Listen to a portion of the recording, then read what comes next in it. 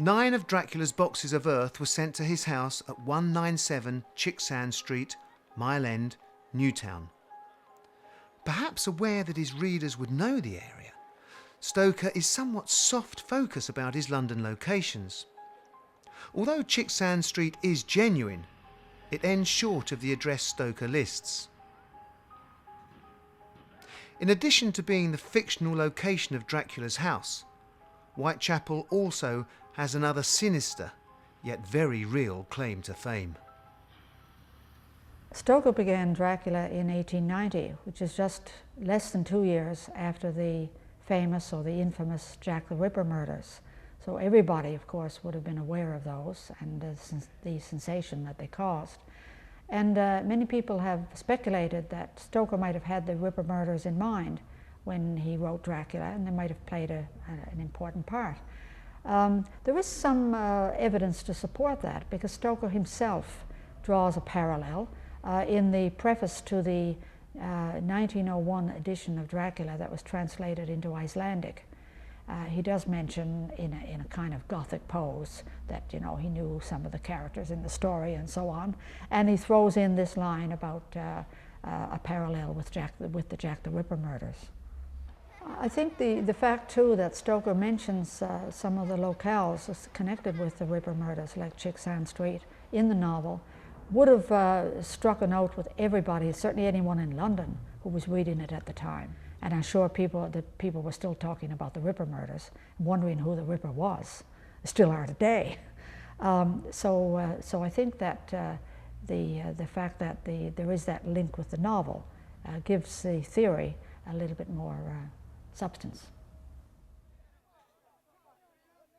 In the 1890s, Whitechapel was very scary, very exotic. The name to the ordinary Victorian public meant murder because of the Ripper murders. It was full of poor people crammed together, refugees, foundries, factories, and slaughterhouses. I think Stoker chose it as a location for one of Dracula's bolt holes because it was so scary. And of course, a vampire would pass quite unnoticed amongst that lot.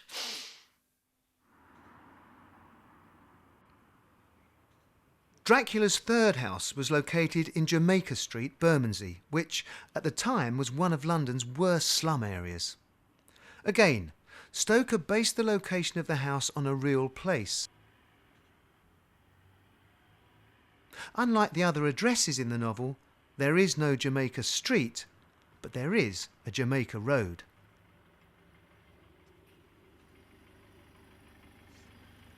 In the 1890s, Bermondsey was full of foreign sailors, warehouses, tanneries, glue factories. So it would have been revoltingly smelly, and there would have been plenty of warehouses for Dracula to hole up in.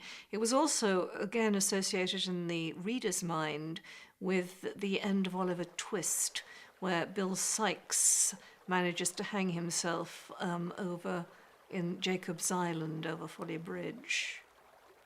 I think Stoker chose the location because, again, it's a very good place for someone to hide up. He's not going to be noticed.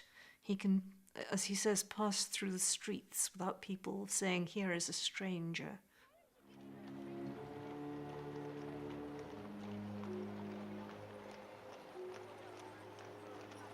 The last 9 boxes were sent to Dracula's house in Piccadilly, in the very heart of London. This was an area Stoker knew well.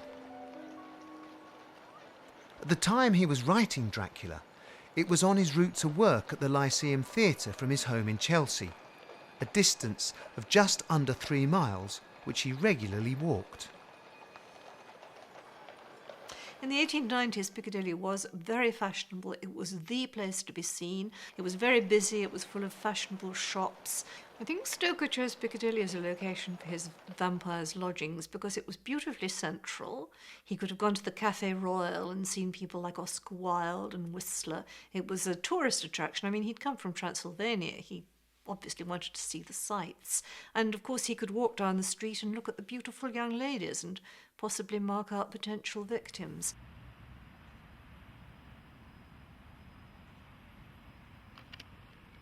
Today, Piccadilly is one of London's main thoroughfares, also being the A4 road from central London to and from the west.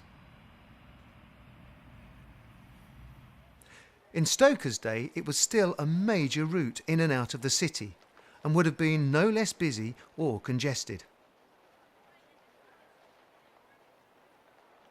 Clues to the location of Dracula's house come from Jonathan Harker's own description of how he walked there from Piccadilly Circus. This places it firmly in the western half, close to where it meets Park Lane.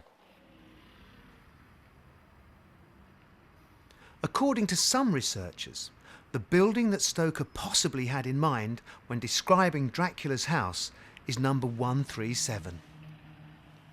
Before its extensive refurbishment, it had everything listed in the novel: a stone front with high steps up to the door, and was visible from Green Park.